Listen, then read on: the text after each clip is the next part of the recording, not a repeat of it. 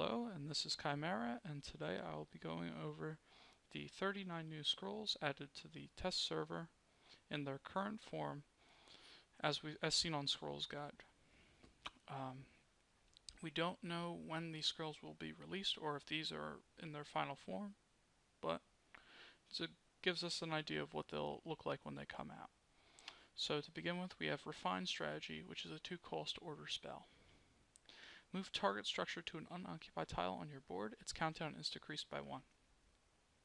So this looks like a spell to aggressively use mangonels to reposition them anywhere on the board to potentially get off another shot once it's on the board after a speed mangonel combo. I don't like the spell. It's less. It has less utility than transposition. It's only for structures. Sure, you get the cooldown decreased by 1, but transposition is a 1-cost any type of unit, not just structures, and you get to draw a scroll with it. Refined Strategy, you can only use it to move mangonels, obelisks, and waking stones.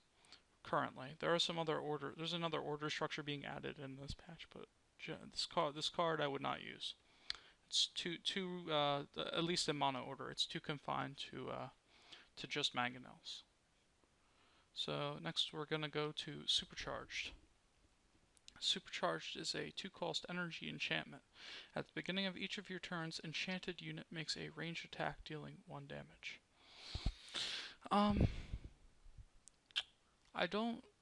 It's a decent spell for sure. It lets you take out might let you take out some blockers and whatnot. And depending on what you put it on, it can also do proc certain abilities more than once.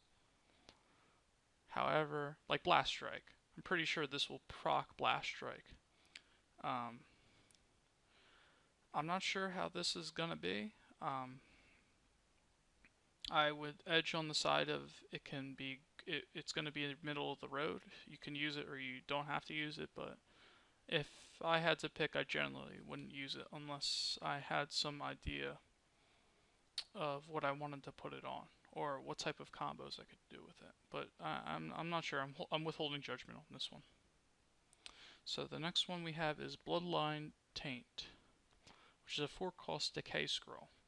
Target unit and all other units on the same side that share a subtype get cursed too. So a subtype is like human or masked.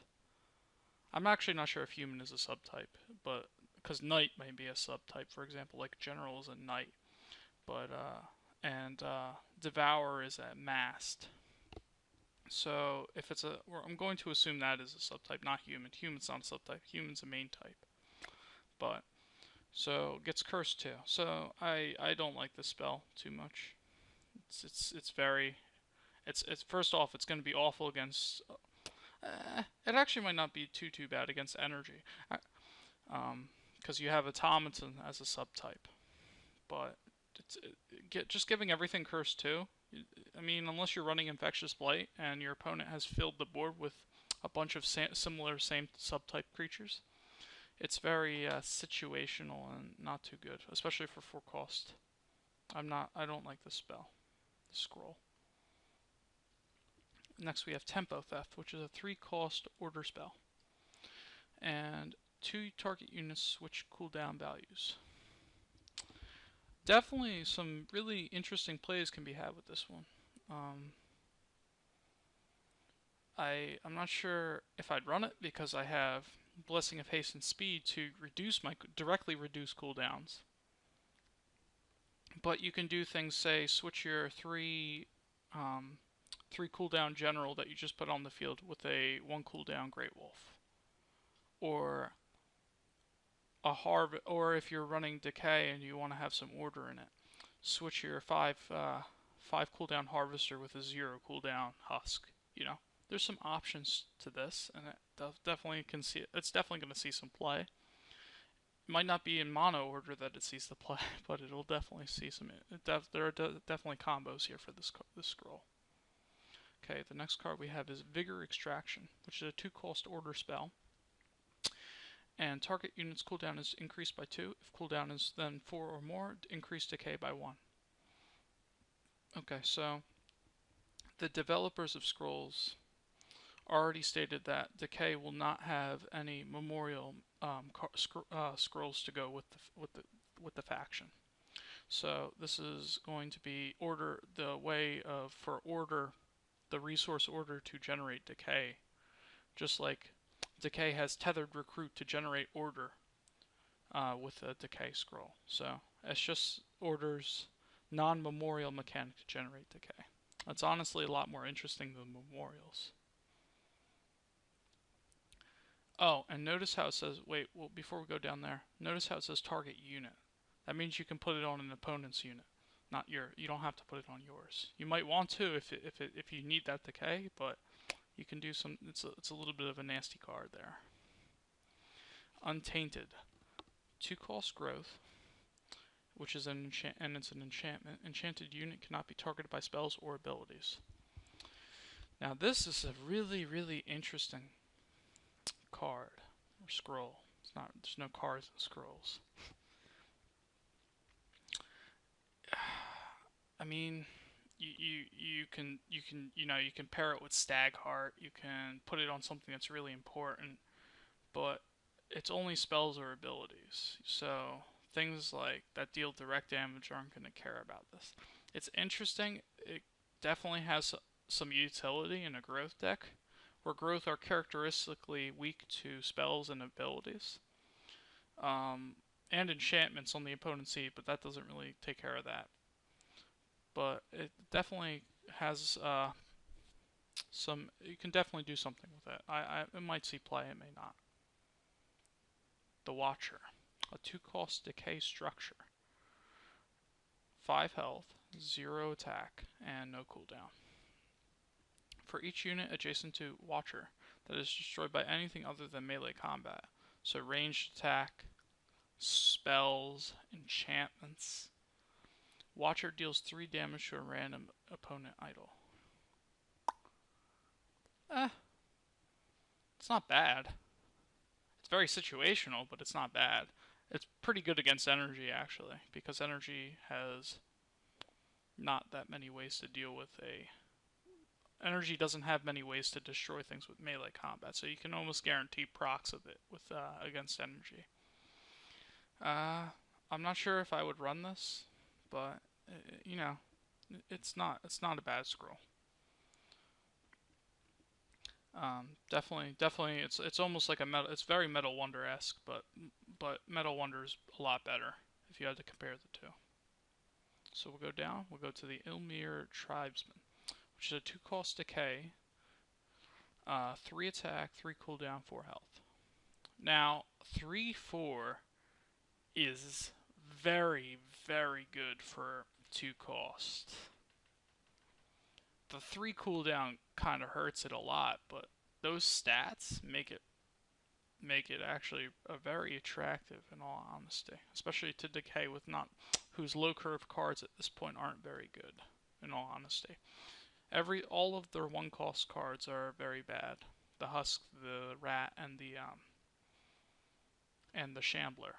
The 2-cost cards, all that jumps to mind is the Viscera Sage, and as far as creatures go, I mean, and he's very weak.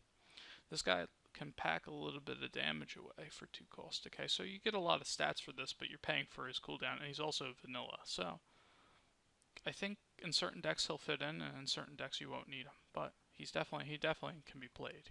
I like this. I think I like it. So we're gonna go down here to Aging Knight, which is a 1-cost order creature. He's a knight too.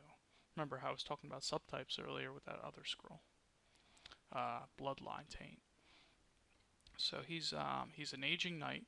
He has 2 attack, 1 cooldown, and 2 defense. So what it looks like already, if you just ignored the text, is he looks like a Brave, but for 1 cost, which would be really OP. But we look at his ability. Each time Aging Knight attacks, its base cooldown is increased by 1. Honestly, this card is, even with that ability, it's not a bad card. Not by any stretch of the imagination. order does not have very good early map control. This this this is kind of what I wanted Zealot to be, but Zealot obviously isn't this. It's a lot better than Zealot. It's going to give you some early board control, and then even though its cooldown will eventually make it just worthless, but at that point you won't really need it. It's a one cost. This is just going to give Order some early board control, but guarantee that it runs out of steam, because they didn't want to give Order a Brave. I really like this. I'll probably replace Kabongs with it because it deals with the early Vetter play and early Brave play. Although I do like this card. I think I will experiment with it and I'll comment about it after I get further. I have to play with these cards obviously before I make any final decisions. These are just my initial thoughts after reading them. We have Uneasy Alliance next, which is a 2-cost decay scroll and an enchantment. Enchanted creature's attack is increased by 2 for each Uneasy Alliance on the same side.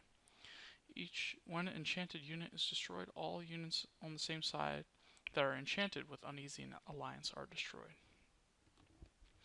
Now, this is like Stagheart, except it's not as good. Stagheart's better than this by a lot.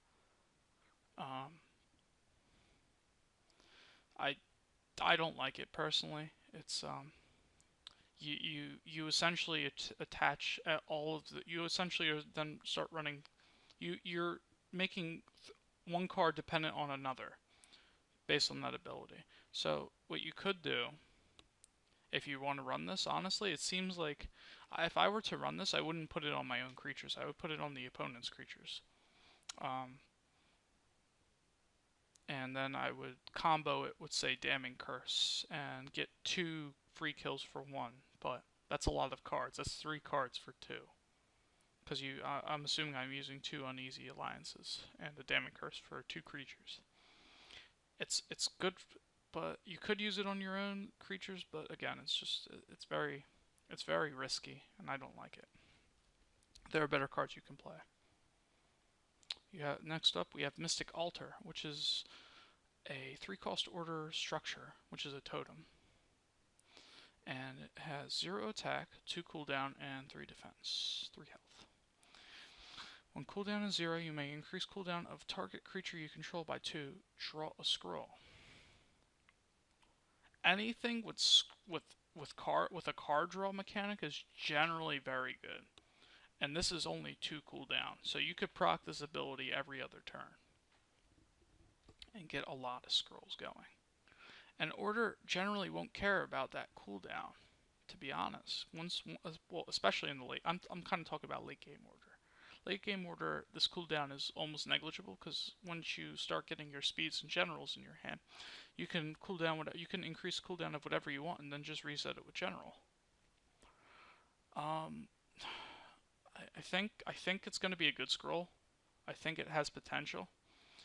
It's a little bit situational. It's definitely not something you play in the early game, not by a lot. Like you're not going to want to put this down till at least your first Imperial Resources goes down. So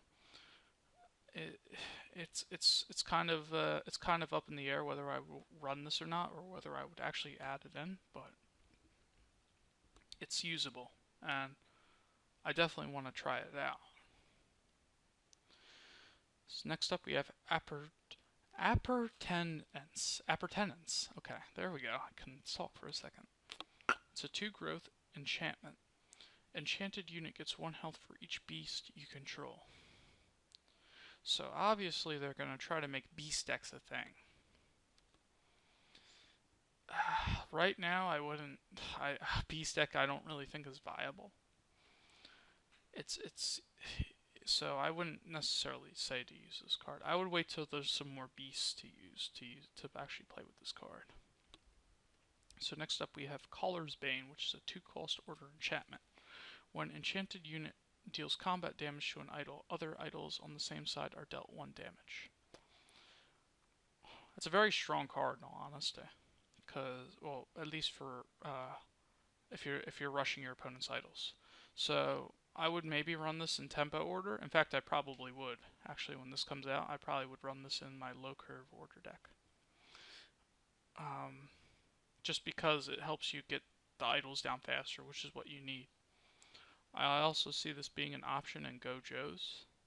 I don't really see it being too good in late game order, where you're not pressured for time when destroying for idols. Like you have all the time in the world essentially because you're playing for your Imperial resources and more cards. So you don't necessarily need to destroy idols as fast as possible, but the decks that do will benefit from this card. Next up we have Royal Banner, which is a 2-cost order structure with 0 attack, no cooldown, 3 health. All non-human units get cooldown increased by 2 after attacking. I don't like this card. It's honestly not a good card in its current state. They should change it because think about growth. Okay, well the most growth is going to be the thing that jumps to everyone's mind, or at least jumps to mine. Decay is cooldown. I mean, it'll hurt decay, but they have a lot of humans, so they're not necessarily going to care. Growth is the one that utilizes Great Wolves and Vetters and other things like that, and they have a lot of humans too. So already, because it said non-humans, it's questionable value, and that cooldown bone increased by 2. It's just you can get at, it's not really relevant, especially if it's after attacking, because they've already done the damage. And then they can just destroy a Royal Banner, honestly, with that damage, so it doesn't even proc. So I don't like it. I really don't like this card at all. Next up we have Beetlestone, which is a 2-cost decay structure. When Beetlestone comes into play, and it also has 0 attack and 3 health, before I forget that. So when Beetlestone comes into play, all other Beetlestones you control are placed on top of your library, and Beetlestone deals 2 damage to a random opponent idol. So I see this being used in a Decay draw deck or a Decay idol smashing deck. Both are on the cusp of being playable. This is the 2 damage on a random opponent idol. That's what hurts it. If it was in the same row, it'd be probably a little bit better, but I honestly see Decay rushdown idol decks becoming a lot more viable with this card, especially with things like Totem of Suffering and Loyal Darkling. Next up we have a 5-cost growth creature called the Berserker. He has 4 attack, 2 cooldown, and 4 defense. Whenever Berserker takes damage, Berserker's attack is increased by 1. At the beginning of your turn, Berserker heals 1 point of health. Now, the only thing that sets this card back is its 5 cost. Besides that, I really like this card. I mean, the only negative side about him... Okay, I don't really like him, but the thing about him is you can get a lot of value out of him very fast, especially because he heals himself.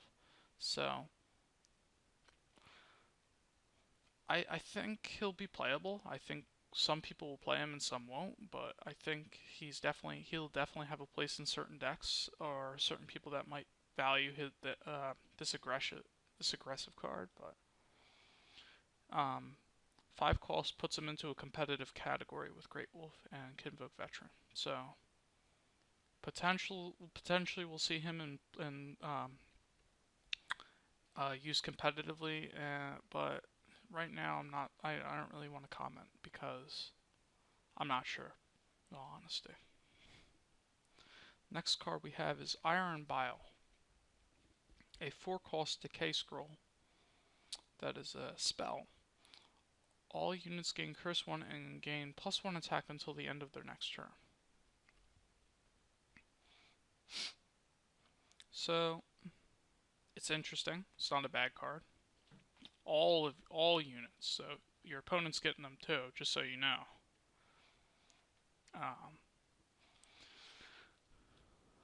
It's very situational is the only thing I have to say about it. Not necessarily sure I would take it. I think I would choose something a little bit more consistent than this card. But it definitely can be used. Can it be used well? Maybe, maybe not. It depends again on the side of the field.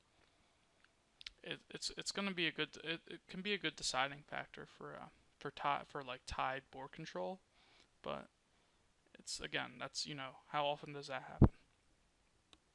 Again, especially against decay. Next card we have is Oakblood, a 5-cost growth enchantment. Enchanted creature gains 6 health. That's actually pretty scary in all honesty. 6 health? That means your Great Wolf spawns with 11 health if you throw it on it. Admittedly, that's 10 growth and 2 cards, but 11 health. Unless you're Order, who can push it back to destroy the enchantment or flip it and assassinate it. Energy has VD for it, but you'd have to burn it at that point, and that's something you don't really want to do as energy. You don't want to be forced to use your violent dispersals, but that is a 2-for-1 card game. And Decay has Damning Curse, obviously. Against other growth players, this card will absolutely just tear through them if you defend it, because they won't be able to. Growth is weak against enchantments to begin with. If you make it's almost in line with Stagheart, where if you make if you're making your creature just very hard to kill in general, growth just doesn't have a good way to deal with it. So it seems like a good card. The strongest matchup is obviously growth versus growth, but in the other matchups it can kind of be countered. Next up we have Monstrous Blood, a 5-cost decay scroll. That is a spell. Creatures you control that share a name with target creature are all replaced by a monstrosity. Definitely an interesting spell. Monstrosity will cover later. It's a decent creature, but that spell, I wouldn't necessarily say it's strong with decay. I would say it's much more strong. I would say it's much stronger in a deck of either energy or growth, because you have these token creatures that you can spawn a lot of. So if I have 6 Ragged Wolves, they will all be replaced by a monstrosity according to this card text. It doesn't matter if they're a token or not. So I think this will see more play in dual color decks. But yeah, definitely an interesting thing to think of. Next up we have Canonetta, who is a 3-cost energy scroll.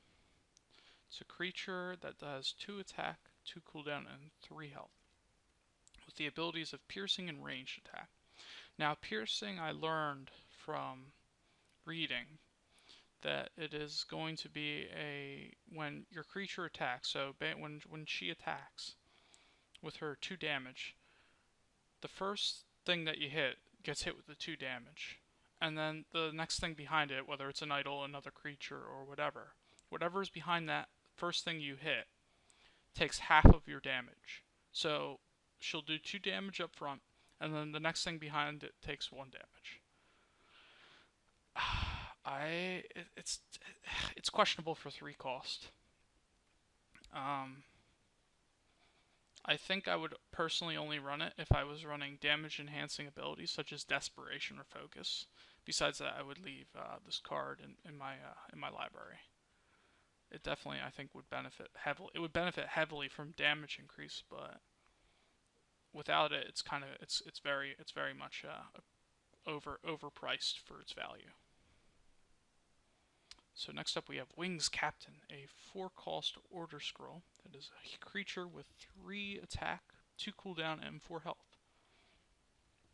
When Wings Captain's cooldown becomes 0, all adjacent soldiers have their cooldown decreased by 1 and their move increased by 1.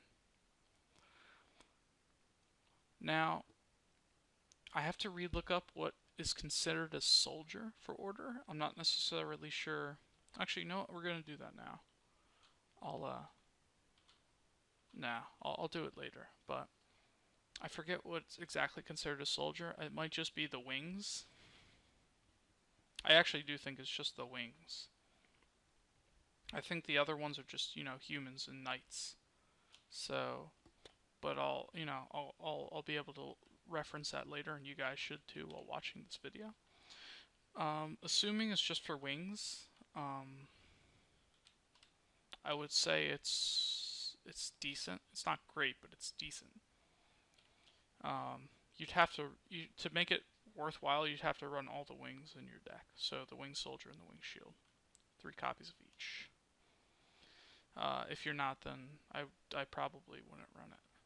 That's just assuming it's just for wings, but we're gonna look that up later. Dark Strike, a 3-cost energy spell, deals 2 damage to a target unit. If that unit is destroyed, increase decay by 1. So what we have here is a 3-cost spark that increases your decay by 1. But I'm not entirely, it's a decent mechanic to increase your decay, but that's exactly it. If you're running a decay energy deck, you're gonna take this no matter what. There's not much else to say about it. It's like memorials, but for decay. Next up we have Machine Divinator. And this is a human, it's a creature. It has 1 attack, 2 cooldown, and 4 health. I forget if I said it was a 3-cost energy, but now I did. Machine Divinator does not attack, so he doesn't attack. Increase your structure's health. Your structure's health is increased by 1. When you play a structure scroll, you draw an extra scroll. Now, giving energy draw is ridiculous. So this card's already going to see play because of that. Like, no matter what, automatically, if you see draw and energy, then it's gonna get played. Especially, if I run 3 of these, 3 forges and 3 mortars, that's almost a fifth of my deck, and that's actually a lot. That's a lot of potential card draw. So like if I have 3 of these out and I play a forge, that's 3 extra scrolls. Definitely a good card. You have to look this will bring energy in line with the other colors, in my opinion. I think that's what the devs wanted with this scroll. They realized that energy needed something to get them card draw, and this was it. No, this is what they decided on. I think it's definitely very good. So next up we have Eager Scryer. It's a 3-cost decay scroll with 1 attack, 1 cooldown, and 3 health. That 1 cooldown means he's attacking every single turn, so right away he's already decent. And it says if Eager Scryer's cooldown is 2 or more at the end of the turn, draw a scroll. Now, there's multiple ways to decrease cooldown in this game, or increase it, I'm sorry. So you have that tempo card that we saw with Order earlier. You have Totem of Fatigue. Not necessarily sure if there's other ones currently in the game, but those are the 2 that jump to my mind immediately. So you could use those to definitely give him the extra cooldown. And you can also put that, if you use that tempo card, you can swap his cooldown with a Harvester. And that means you're getting, if he doesn't die, assuming he doesn't die, that means you're getting 3 scrolls just for doing that, and your Harvester's down to 1 cooldown. So that's a really nasty combo. I think he'll see play. It's just a question of whether people will get the. It's a question of whether or not we will get the scrolls to increase more cooldowns. Whether or not how much play we're actually going to see from this guy, but he's definitely a decent scroll. So next up we have Fierce Tactics. All your creatures gain. It's a 5-cost growth spell, and all your creatures are relentless until the end of the turn. Now, that is nasty.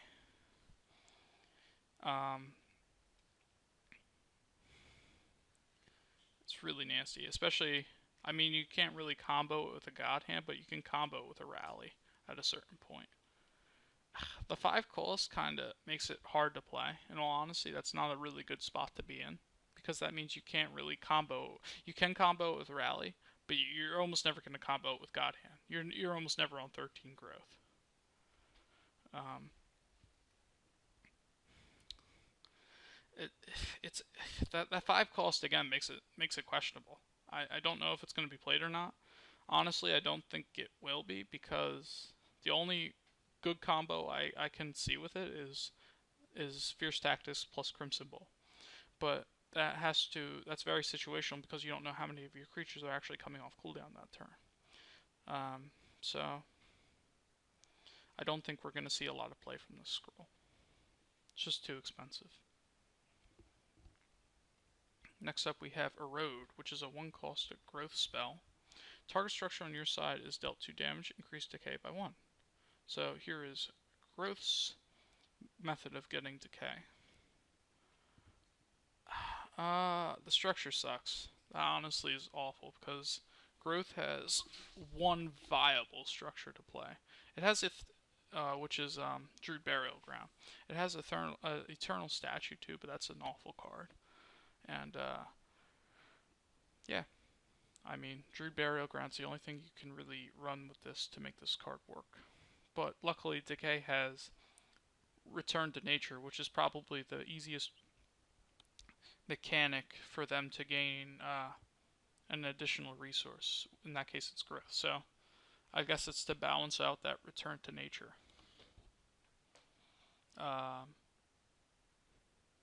Next card we have is Sickening Fumes, which is a 2-cost decay spell. Until the end of the opponent's next turn, all units have their attack decreased by 3.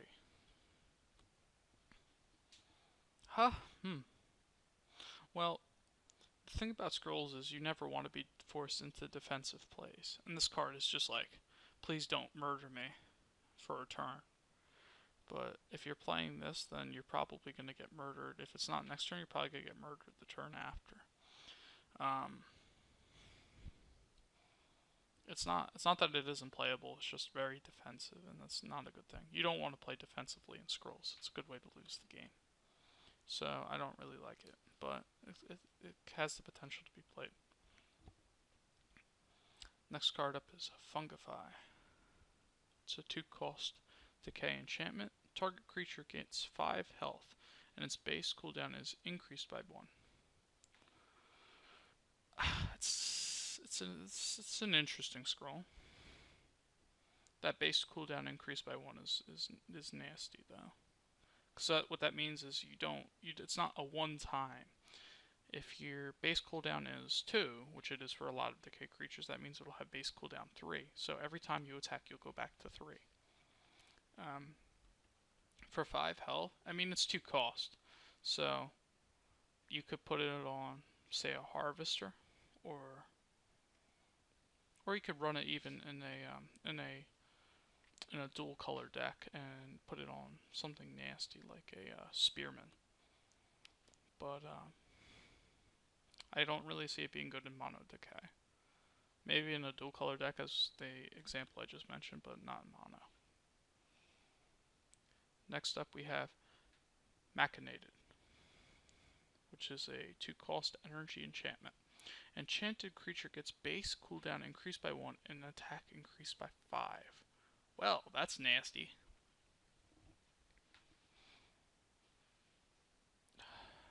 That means that some of your that's really nasty. I'm not I mean, because energy has a lot of cheap ways to reduce cooldown. You have Fury, Bombard, and Iron Whip. So if you combo it correctly, that 1 cooldown isn't gonna matter too much. I mean, in the turn you play it, almost certainly not.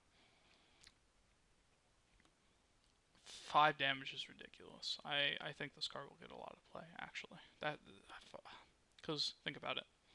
You put it on a cannon, instantly kills an idol. You put it on a scatter, so many options. 5 damage is ridiculous. You can, that kills anything. And potentially one-shots idols. So I really like this card. So we'll go down to the Monstrosity, which we saw a card involving it earlier. So 3-cost Decay Scroll. It's a beast with 4 attack, 2 cooldown, and 3 health. While there are any other monstrosity adjacent to monstrosity, attack and health is increased by 1. When there are any other creatures adjacent to monstrosity, attack and health is decreased by 1. So it has synergy with itself, but anti-synergy with anything else. A 3-cost for a 4/3 and 2 cooldown, that's really strong. That's very strong. It's a very strong creature in its own right. If you put monstrosities next to each other, they buff each other. So essentially, you get into a case where it's almost like a 3-cost Greyblock Elder, if you think about it like that. Very good card. And as long as your positioning is correct, you don't have to worry about the side effects, the negative side effects. Put them next to each other, they get that +1/+1. Really good card, actually. I think he'll see a lot of play. We have, next card up, we have Unforeseen Onslaught, a 3-cost Decay Scroll. It's a spell, and all your units with 1 attack or less get Slayer until the end of the turn. Okay, so in line with the picture, the ones that benefit from this right out of the gate are pretty much just rats. I mean, sure, you have things like Sisters of a Sister of the Wolf, but this is for a rat deck for the most part.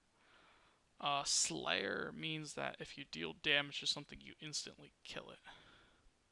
So this will start really bringing rat decks into the light. I think I already made a rat deck. I think if you add in this card, they'll just start being a really strong option. So that's all I really want to say about this one. It's just it's to start increasing the ability to play rats.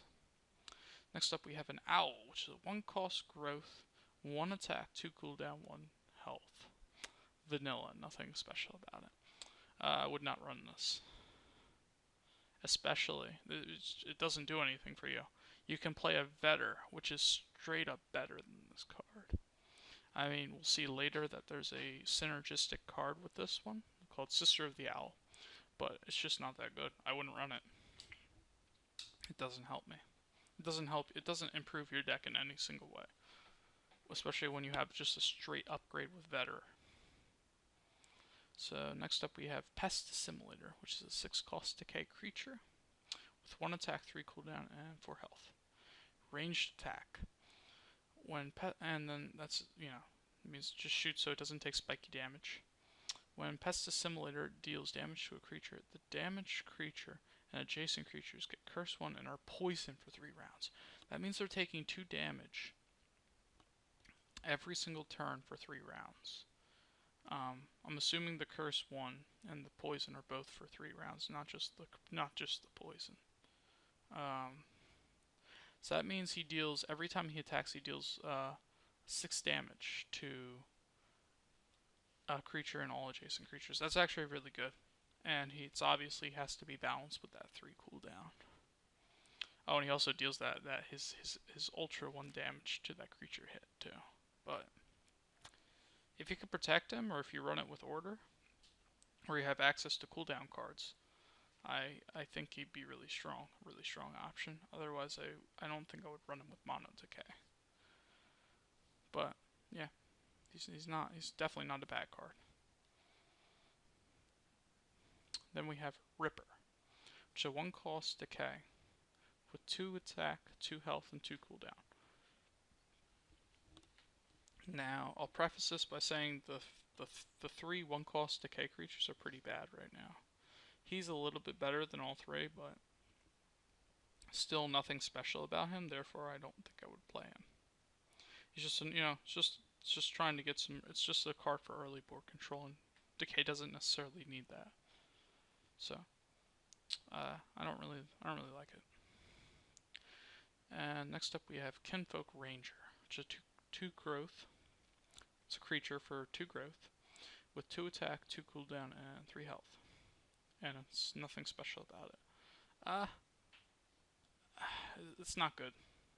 Not a good option when you have Sister of the Wolf and Kinfolk Brave. You have two cost cards that are straight up better than it, in my opinion. So I would not run this. It's just not. It's just there's nothing special about it. It's middle of the road and not good in any way.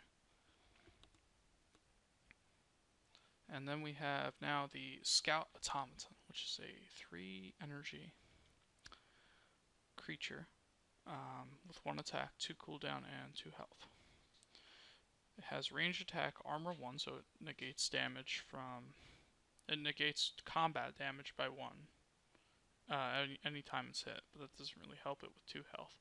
And its ability is all other automatons you control get +1 attack. Now that's an interesting card because the energy right now has, if you count this, it has 3 different automatons. It has cannon, it has gun, and now has scout. That +1 damage is actually kind of a big deal. When you get that +1 damage on a, well, it's not a big deal for the cannons. It's a big deal for the guns because the guns go up to 3 damage, and 3 damage is actually it's a big step up from 2 because 2 doesn't really kill anything. 3 kills any 3 cost or less order creature that you play, and yeah, can give you some nice board control with your automaton. It has some nice synergy with Forge, but I have to see if I actually want to. You have to see if you actually want to play it. I feel like the 3 cost doesn't get you enough when you use it, but I could be wrong. Again, I have to play with these cards to actually give a final opinion about them. Next up, we have Siege Cracker, which is a 3 energy human creature, 1 attack, 2 cooldown, 3 health. When Siege Cracker deals damage to idols, it deals 5 extra damage. Well, actually, that's actually really, really good in my opinion for 3 cost. So we can, energy does not like late game. We'll get that out of the way right now. Maybe with this new draw scroll, the Machine Divinator, they will, but right now they hate late game. This card allows you to combo, to start just smashing idols down really early. And if you're playing against, say, Order, and they get a bad early game hand, then you can just break their idols before they can even play anything with this card. So, definitely an interesting card here. I don't know if he'll see much play, but he has the, just that early idol pressure is really good.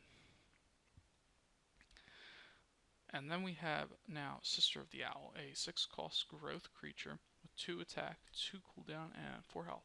2 owls are summoned together with Sister of the Owl. Whenever an owl does damage, Sister of the Owl's attack increases by 1. Whenever an owl is destroyed, Sister of the Owl's health is increased by 1. Well,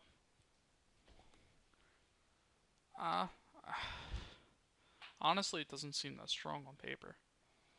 You get 2 owls out of the gate with her. So that means possibly we'll say each one gets an attack with, and then they're both killed.